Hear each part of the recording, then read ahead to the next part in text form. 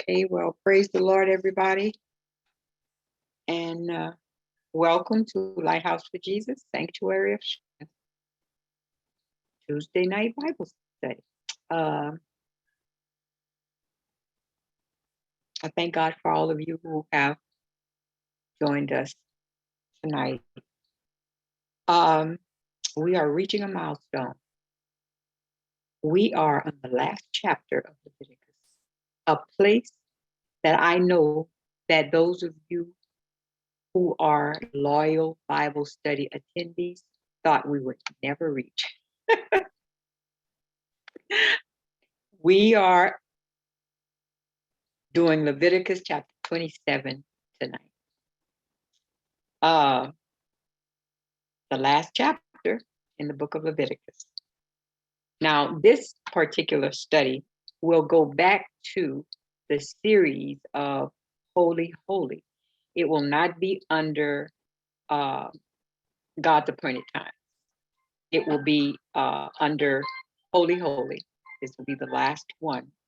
And the title I'm going to give this one is A Heart to Give.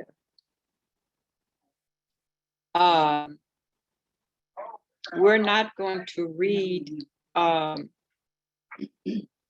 most of this, but we're going to talk about it. Then I thought about maybe just reading the whole thing through and through, from beginning to end. Maybe that's what we should do. But before that, I'm just going to read Leviticus chapter 27, verses 1 and 2. Verses 1 and 2. And the Lord spake unto Moses, saying, Speak unto the children of Israel, say unto them, when a man shall make a singular vow, the person shall be for the Lord by thy estimation. Now, when we were doing chapter 26 of Leviticus, we studied the blessings of obedience and the curses of disobedience. Chapter 27 being the last chapter in Leviticus, it seems strange that that last chapter is about vows. Because we see that in verse 2, that what we're going to talk about is vows. So this chapter, the last chapter, is going to be about vows.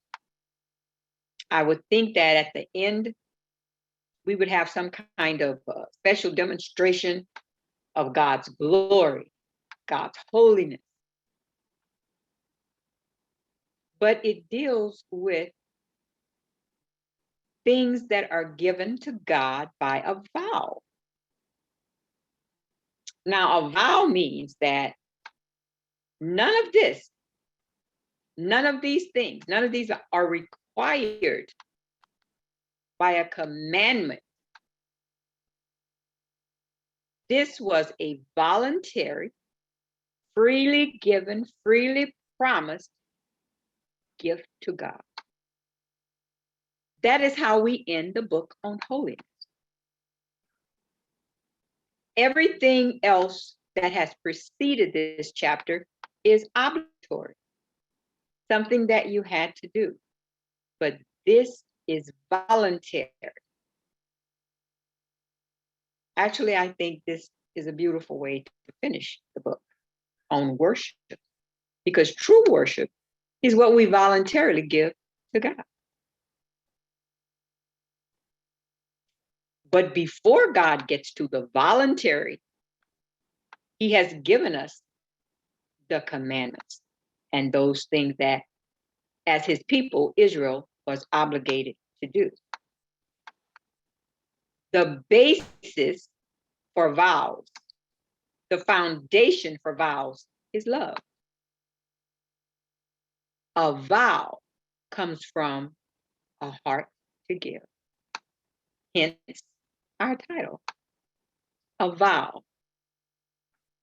Let me restate that. A vow should come from a heart to give. A vow is going the second mile out of love after going the first mile because God required it. Vows are the response of a grateful heart. It's important to note that after a promise has been made to God, it's essential that it be fulfilled. Proverbs 20 and 25. Go there right quick. Proverbs 20 and 25 says, "It is a snare to the man who devoureth that which is holy, and after vows to make inquiry."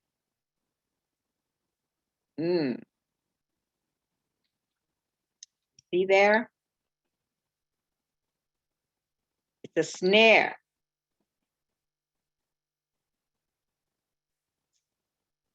To devote something, and we're going to get to things that are devoted, to devote something to God as holy or consecrated. But it also, at the end, it says, and after vows to make inquiry. Not only to question, but to reconsider your vow. That is a snare that will get you in trouble with God. We're going to talk about vows. So, a vow is voluntary, but after you make the voluntary vow, it becomes mandatory. Your voluntary becomes mandatory. Let's go to Ecclesiastes 5.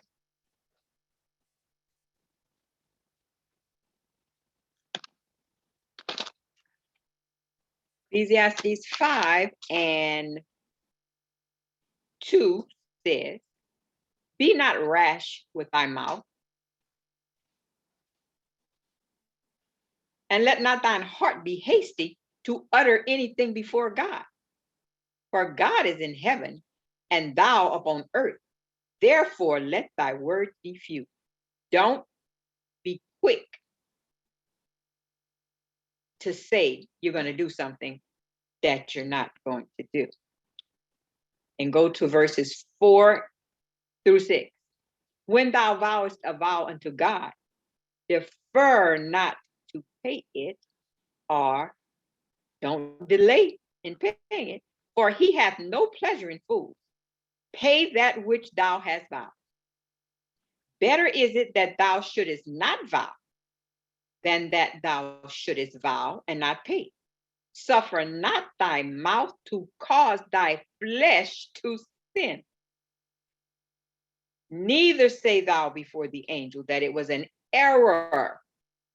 Wherefore should God be angry at thy voice and destroy the work of thine hands?"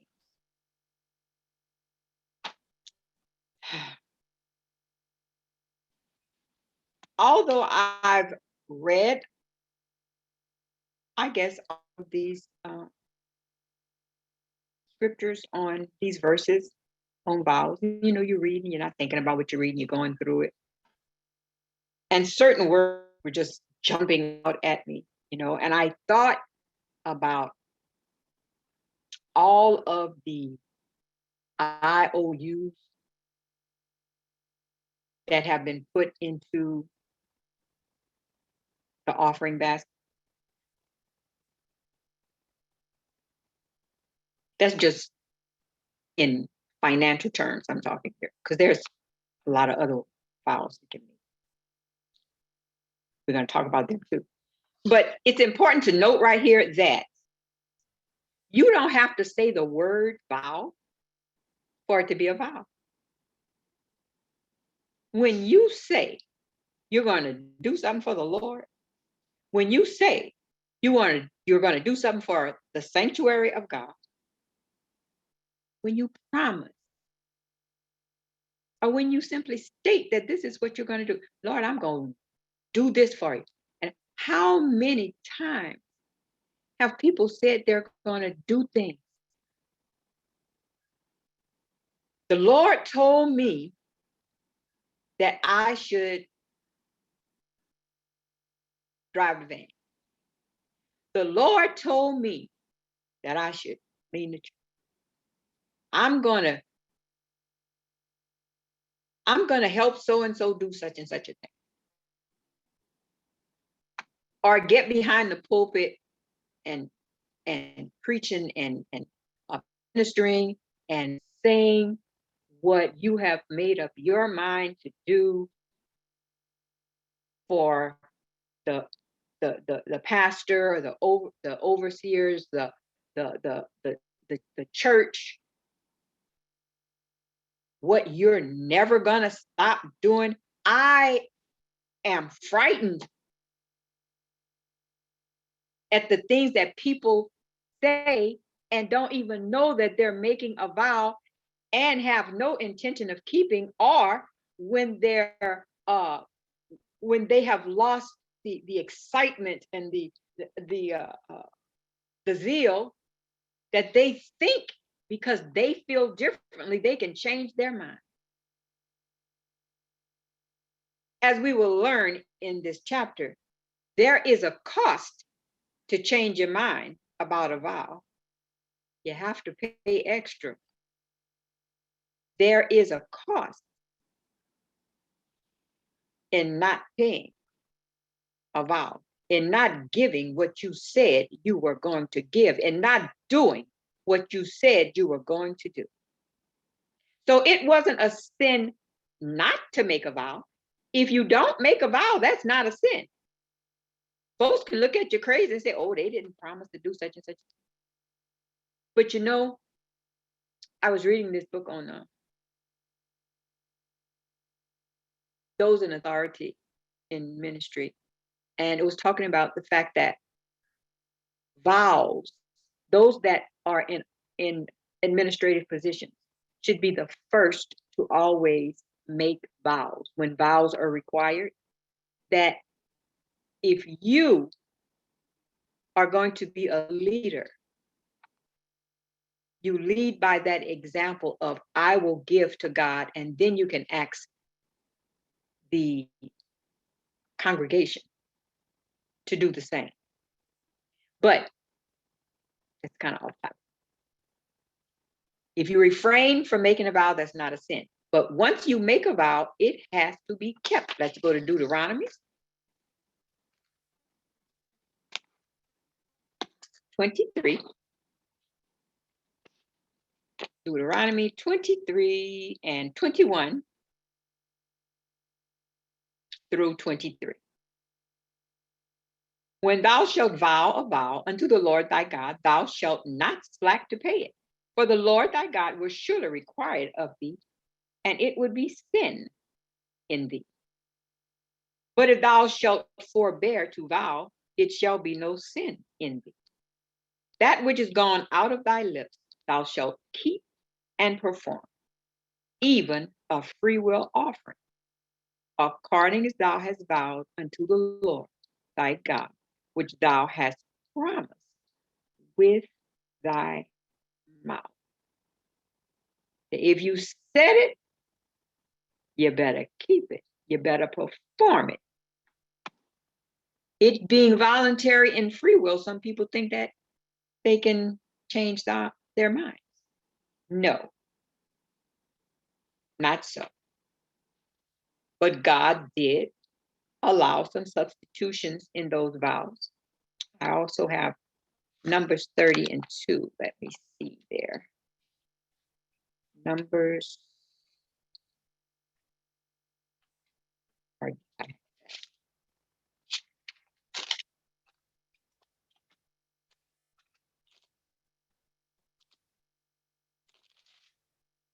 And 2 says, if a man vow unto the Lord, or swear an oath to bind his soul with a bond, he shall not break his word. He shall do according to all that proceedeth out of his mouth. Okay. So substitutions could be made on something. We'll talk about that. In Leviticus 27, where it says, the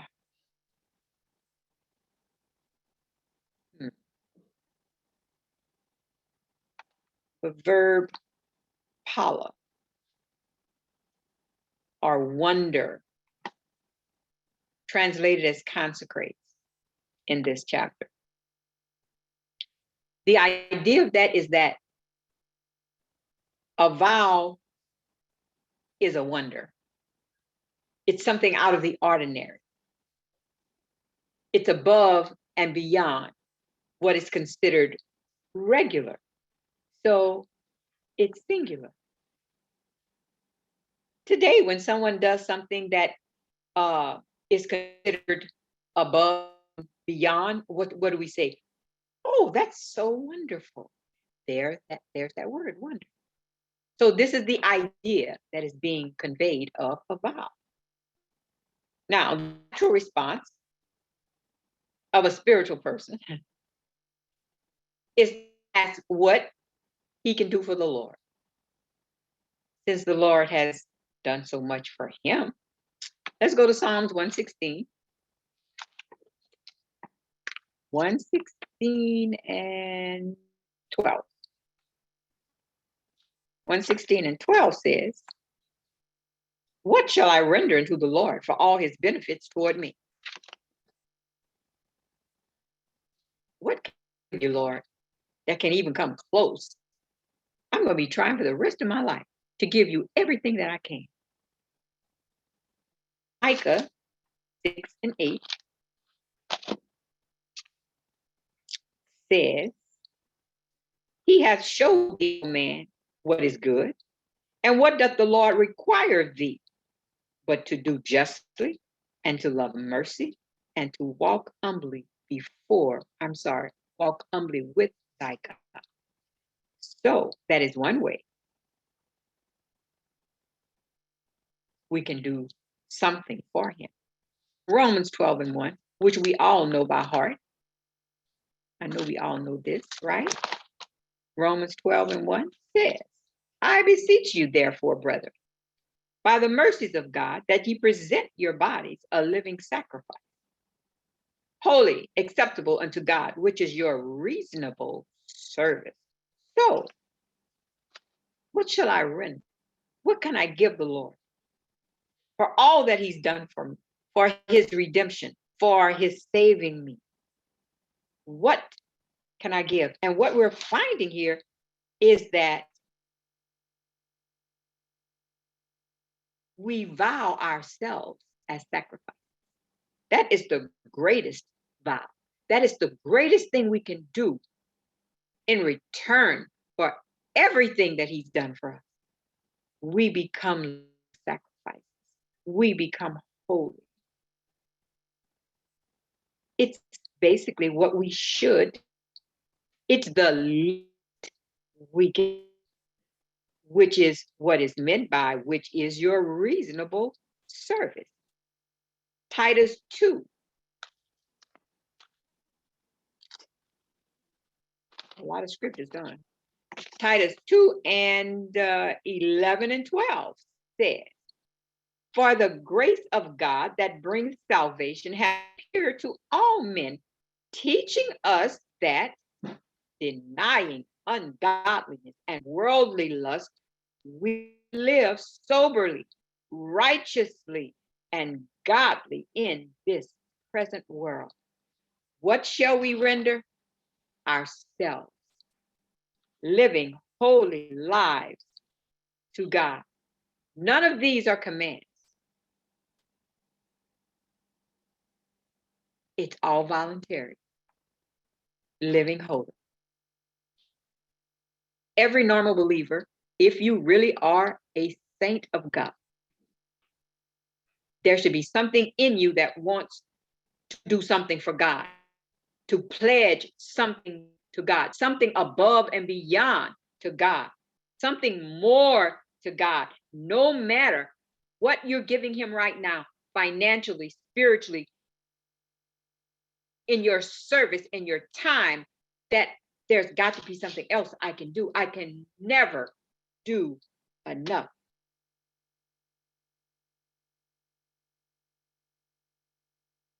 So offering a vow is kind of like a credit of worship. It's a promise to worship God with a certain offering in the future. And this promise is motivated by gratitude for God's grace in our lives. The reason that we make the vow instead of just doing it right now is that at that particular time, we can't do it at the present moment. So we make a vow, promising to offer something to God. In many instances, we make vows in a time of great need or when we're going through. And then once we're out of that situation, we kind of forget what we promised. There are a lot of examples of vows, the kind that are in Leviticus 27. Jacob vowed to pay a tithe to God if God would bless him and keep him. That's in Genesis 28. Samson was on a Nazirite vow. When the Israelites fought the Canaanites,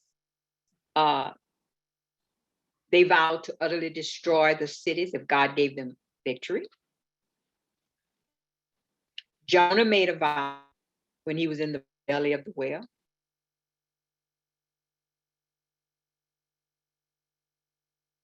In the New Testament,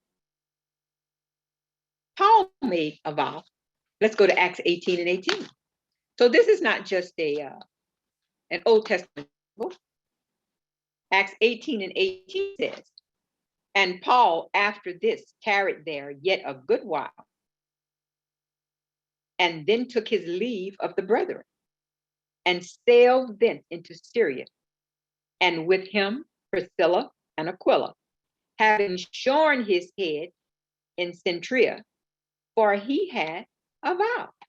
He made a vow to shave his head, and he did. Also, Acts 21 and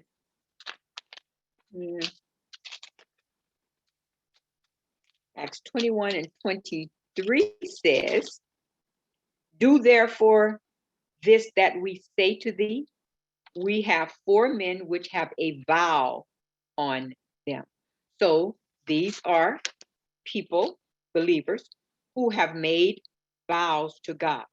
Now, Hannah, one of the most famous examples, Hannah vowed that if God would give her a son, she would give him to the Lord all of his life. And that's one of the vows that is talked about in Leviticus chapter 27. The most tragic vow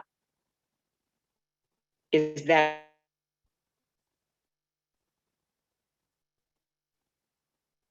and we're going to look at that a little later. The vow that Jephthah made.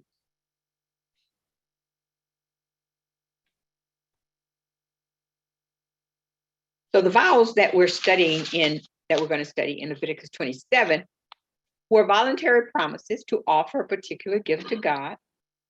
Specifically in mind are those vows which God knew men did not always want to keep.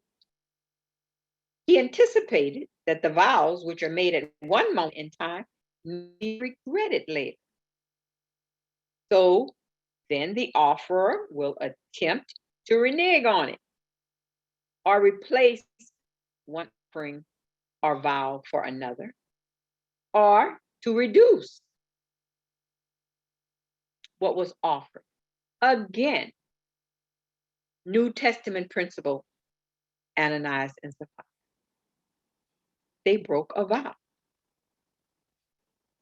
Because obviously they promised to give to the church the amount that their land was sold for.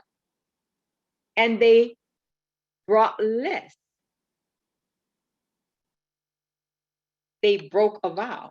It is a very dangerous thing to break a vow. At the very beginning of the New Testament, the dispensation of grace, the beginning of the church, in Acts chapter 5, they did this and were stricken dead, both of them, in the dispensation of grace. So,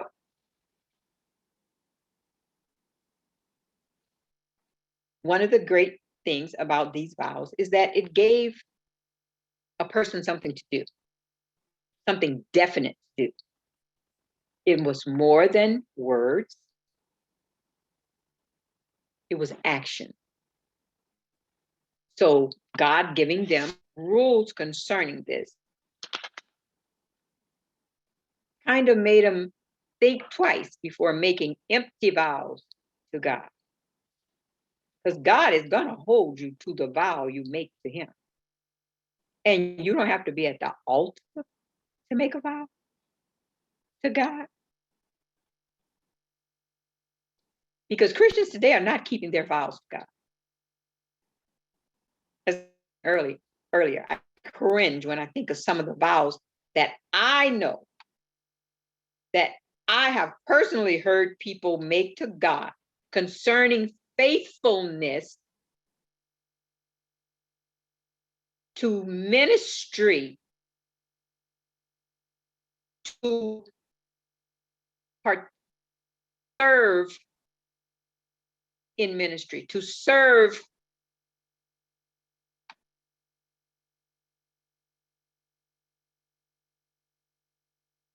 and those vows have been broken.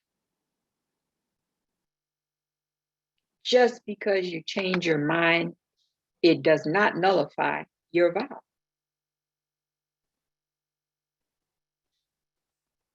When you do promise God that you're going to go through with something, be sure that you go through with it. Now, one is vow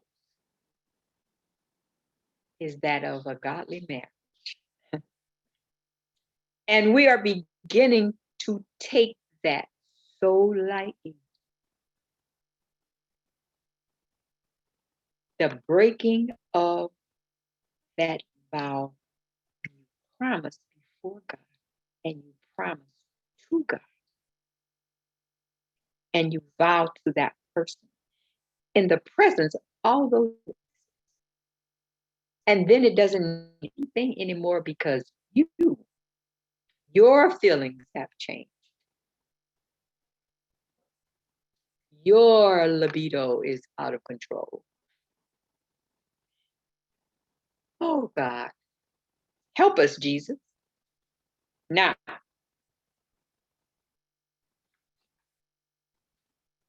verses 3 to 13 in chapter 27 is about making a vow concerning persons, making that singular vow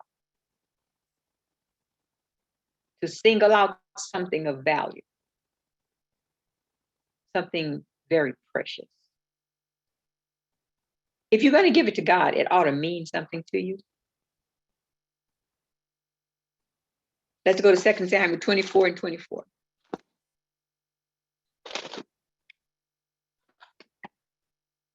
Second Samuel 24 and 24 says,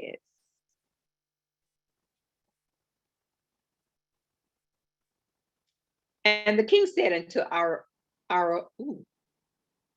Arana,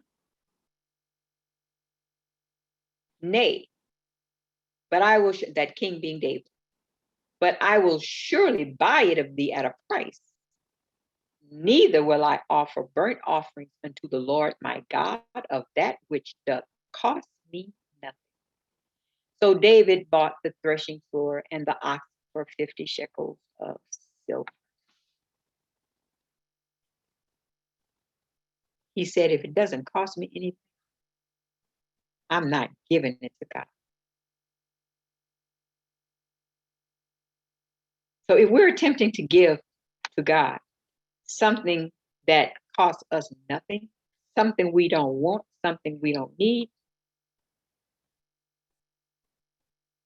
we need to reevaluate what we're doing, because we need to give something of value to the Lord.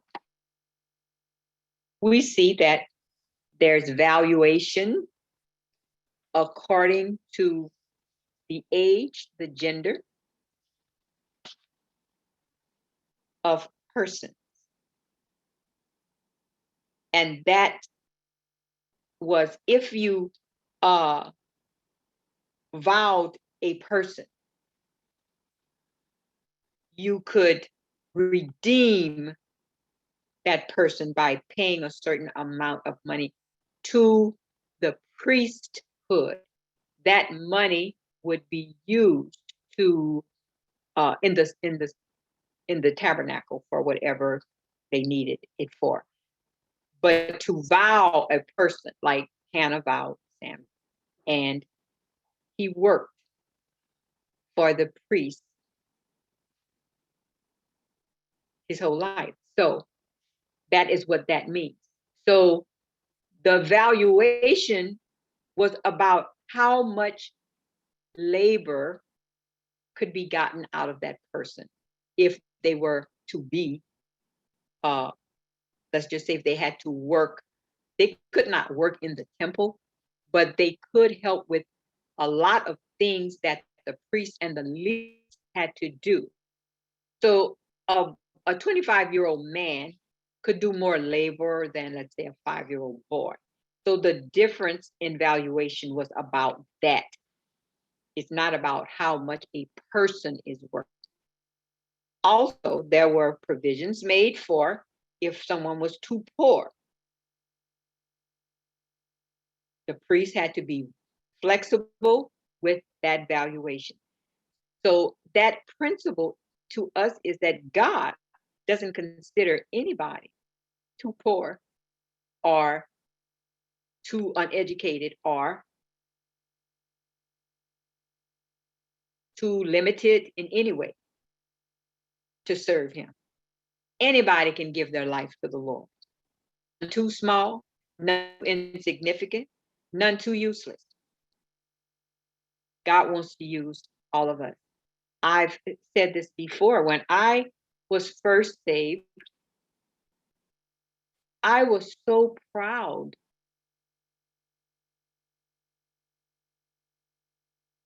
Maybe I'm not stating that right. I thought that God was happy to have me. I thought that, I was like, I was an asset. I thought I was an asset. I don't know how many other people would admit to something like that, but I did think I was an asset to the kingdom. Boy, did Anne get rid of that in me.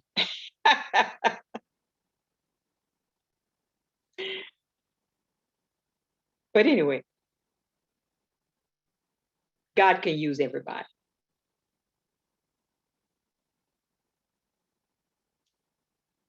In 2 Corinthians 8 and 12. 2 Corinthians 8 and 12. 8 and 12. Yes. For if there be first a willing mind,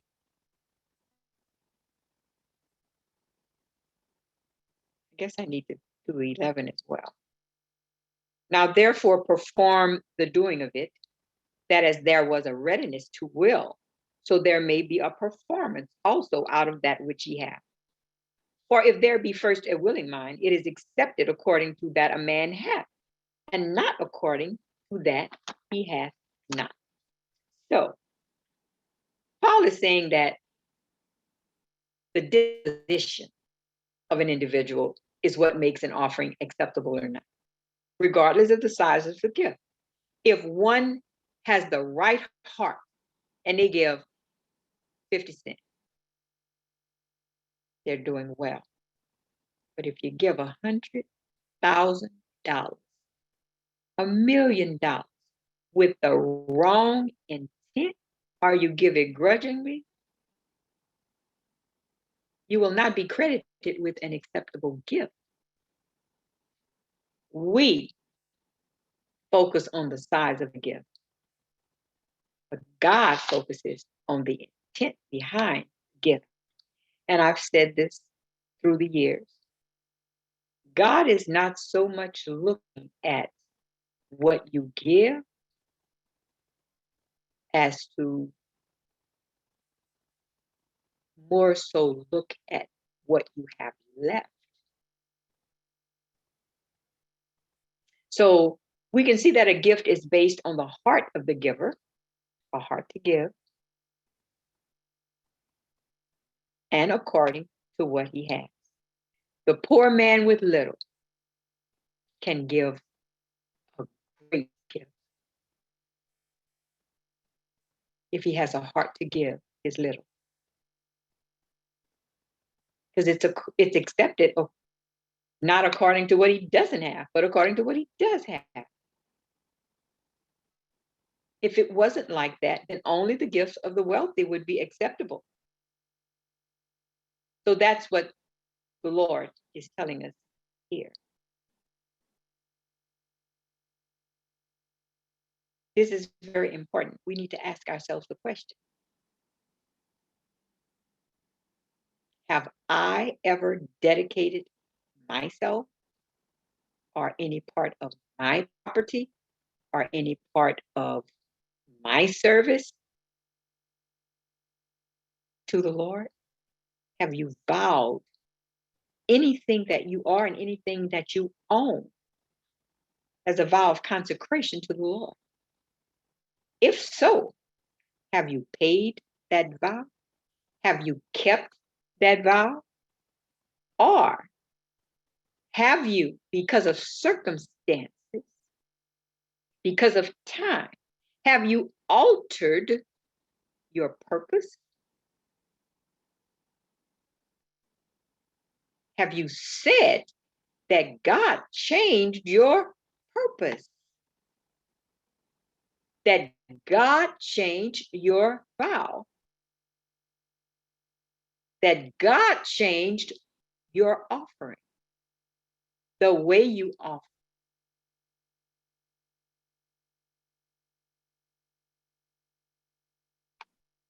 We need to think about it. That's an important question. If it was an animal,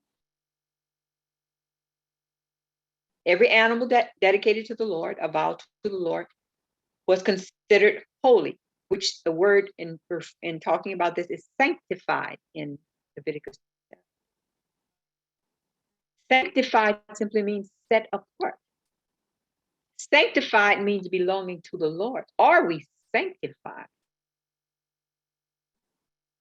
Is all that we own sanctified and dedicated to the Lord? What is it that we have that we are not willing to give to the Lord? Because when we give it to the Lord, it becomes sanctified. Here I am, Lord, you have my life. Here I am, Lord, you have my house. You have my car. You have my children. You have my husband. Here I am. I give it all to you. Is that where we are?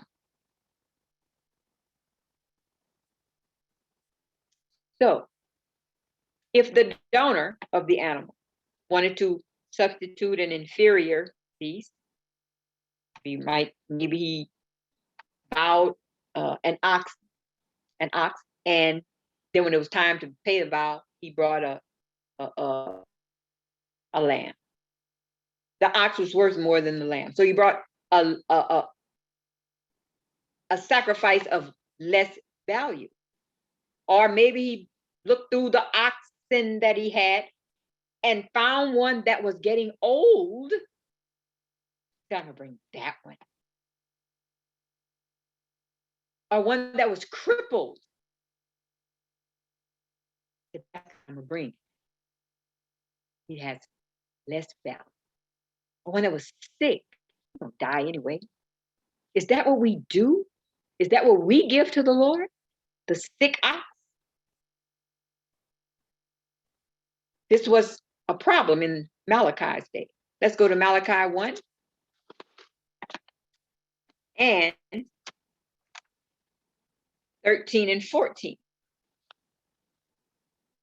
Ye said, behold, what a weariness is it, and ye have snuffed at it, said the Lord of hosts, and ye brought that which was torn.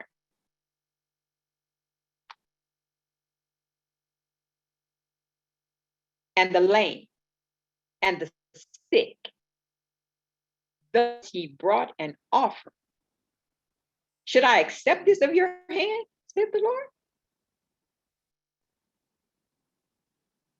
But cursed be the deceiver, which hath in his flock a male, and voweth and sacrificeth unto the Lord a corrupt thing. For I am a great king, saith the Lord of hosts, and my name is dreadful among the heathen. Now, something I have found in the Bible is that when God starts bringing his name in something, it's really, really bad for us if we don't do it. So even this, bringing less than we should,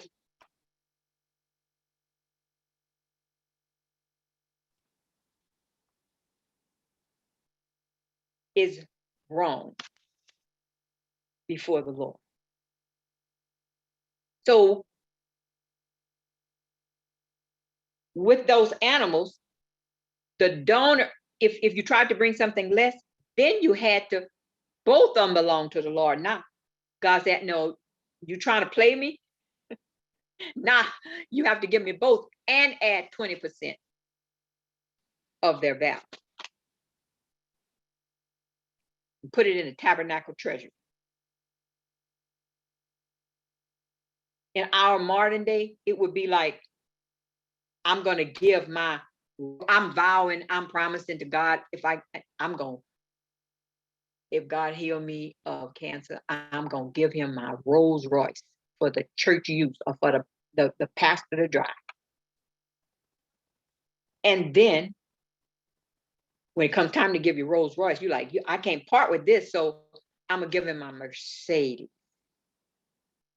Now, Mercedes is a nice car, I guess. I don't know a Mercedes from a Buick, but it's not a Rolls Royce. You see, we try to play God like, we even try to play God, and I have to say this, we try to play God with our time.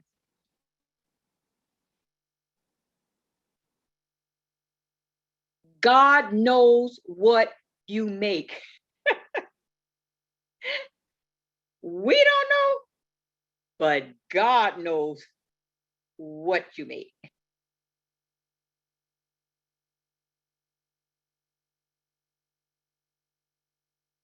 Verses 14 through 25. That's about dedicating your house to the Lord. And your land that will be given to them once they are in the land by allotment, each tribe getting a certain portion of land.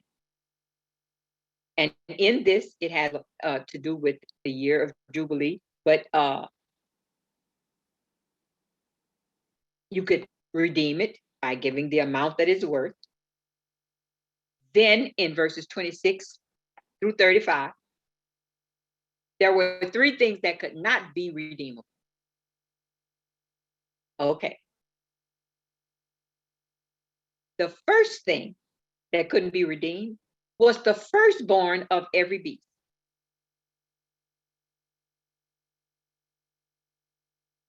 Now, so the firstborn, and then anything that was devoted to the Lord. Now, devote means that something had to be destroyed. When something was devoted to the Lord, it was like when God told Saul to get rid of all the Amalekites, and he didn't. But that was devoted to the Lord. That it was an accursed thing now. That the giving of it to God was the destruction of it. That is what that means. So if Saul would have said to God, well, he was already in trouble. Another scenario. I'm going to vow to you, God, the destruction of the Amalekites. That was a devoted thing. You could not vow that to God because God already said it was his. The destruction of the Amalekites is for God. It's devoted to him. So, in other words, the firstborn of every beast already belonged to God. Anything that God put as devoted already belonged to God. And the tithe already belonged to God. So you can't redeem or you can't vow to God something that belongs to God already. I think some of us might be guilty of that. Trying to vow to God something that don't even belong to us. It belongs to God anyway. You can't vow your tithe, Lord, I vow to pay my tithe for the rest. You can't do that. That's God's money already.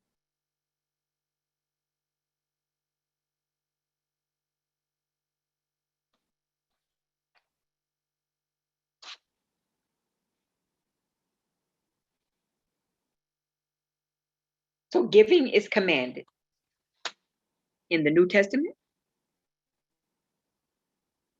It simply improves upon the tithe because 10% is what was required.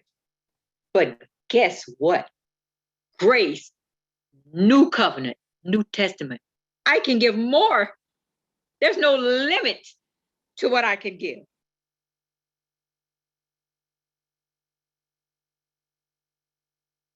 Our giving should be regular. Our giving should be planned. It should be proportional.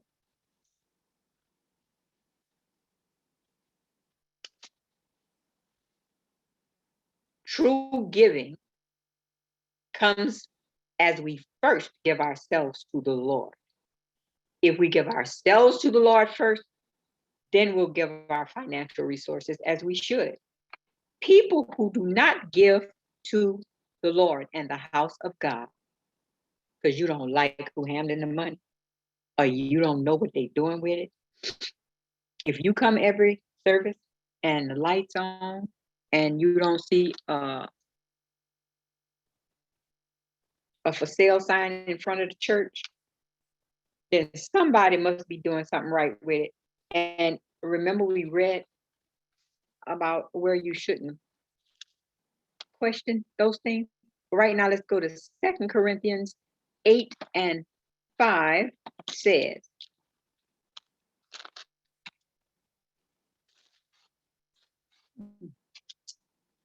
Second Corinthians 8 and 5 says,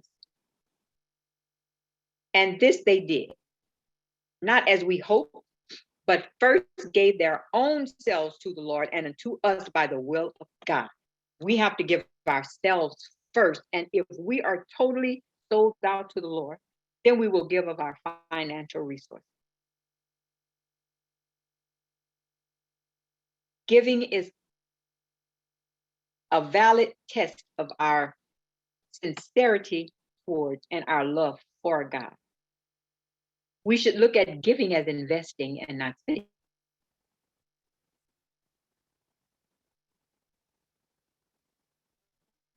In 2 Corinthians 9:7, it says you should not give grudgingly or of necessity, and that God loves it when you give cheerfully. And we should most assuredly give to the ministry that is feeding us.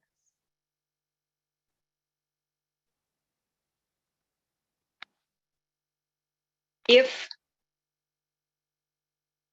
you want to redeem anything that is a tithe, again, or if you're late, or if you borrow from it, all of these things are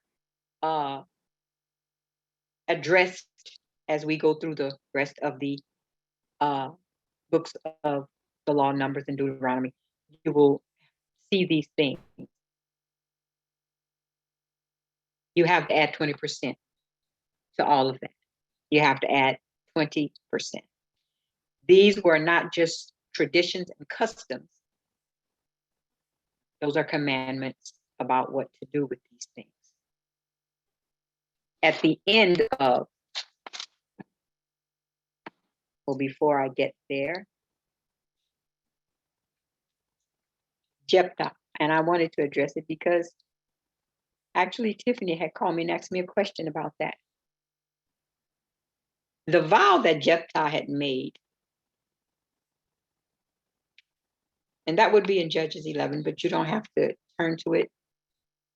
I'm just going to read the one verse 11 and 31 where it says, then it shall be that whatsoever cometh forth of the doors of my house to meet me when I return in peace from the children of Ammon shall surely be the Lord's, and I will offer it up for a burnt offering.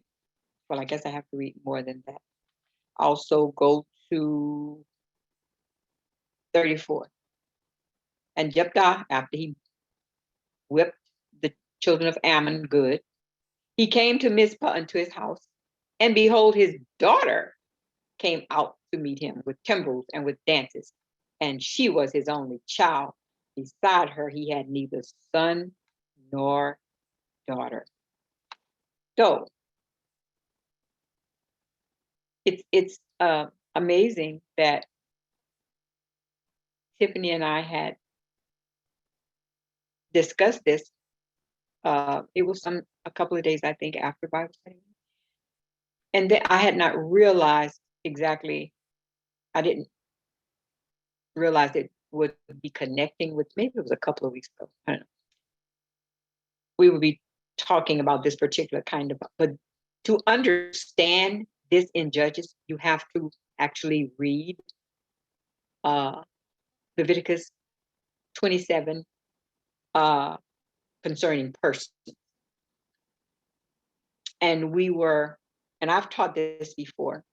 So he vowed to offer a burnt offering for the first thing that came out of his house, if the Lord allowed him to win the battle. His daughter was the first thing that came out. Now, I don't know if they had animals in the house at that time. That's what he thought was going to come out. But some people got animals in the house today. But anyway, we were discussing whether or not he actually offered his daughter as a burnt offering. And as I went over today, it does not actually say he did that. She asked to go up to the mountains for 2 months.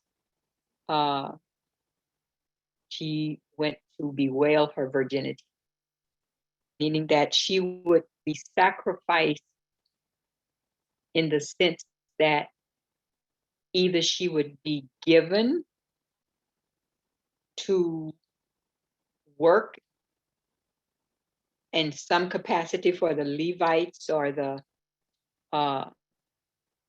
tabernacle, and that she would never marry. And because it says in verse 39, it came to pass at the end of 2 months that she returned unto her father, who did with her according to his vow, which he had vowed, and she knew no man. That is a part of the vow in some way, and it was custom in Israel. But according to his vow, he could redeem her, because we know that God would not tell him it was okay to kill his daughter. So, and offer her as a burnt offering. She was an offering in that sense. And maybe that's how some religions have, well, maybe only the Catholic people have nuns. But I think. But anyway, maybe that's where they get that from. But anyway, the end of that chapter says, the end of the chapter and the end of the book, 8:30, it says in verse 32, and concerning the tithe of the herd or of the flock, even of whatsoever passeth under the rod, the 10th shall be holy unto the Lord. He shall not search whether it be good or bad. Everybody, please pay attention to that. Can't search it, question it. That's what they're doing with it. Just give it. Neither shall he change it. You can't give what you want. You got to give what God says to give. And if he change it at all, then both it and the change thereof shall be holy, meaning both will belong to the Lord. It shall not be redeemed. These are the commandments which the Lord commanded Moses for the children of Israel in Mount Sinai.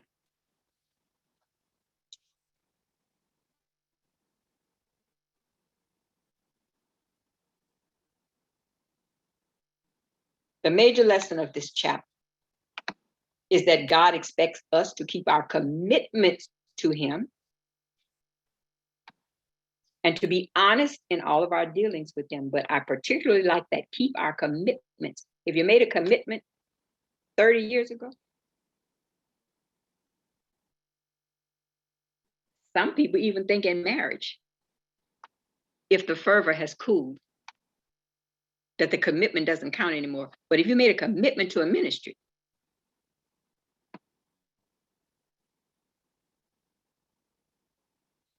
we shouldn't try to negotiate a better deal with the Lord or escape the responsibilities that we have because of our circumstances or our feelings changing.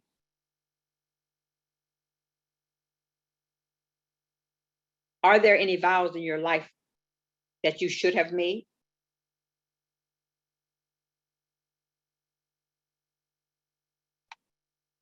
Are there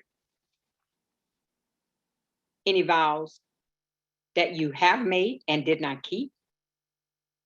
Maybe you need to fulfill those vows. Have you promised God something? And remember, you don't have to use the word vow. If you told God you were going to do it, it's a vow.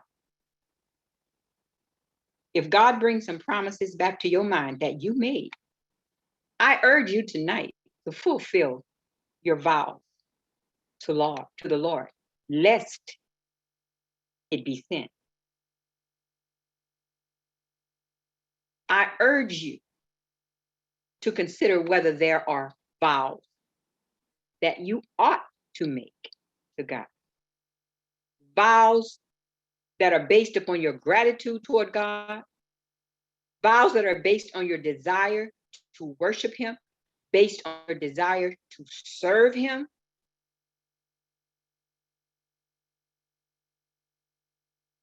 Make those vows that seem impossible, but that you know that God will enable you to perform.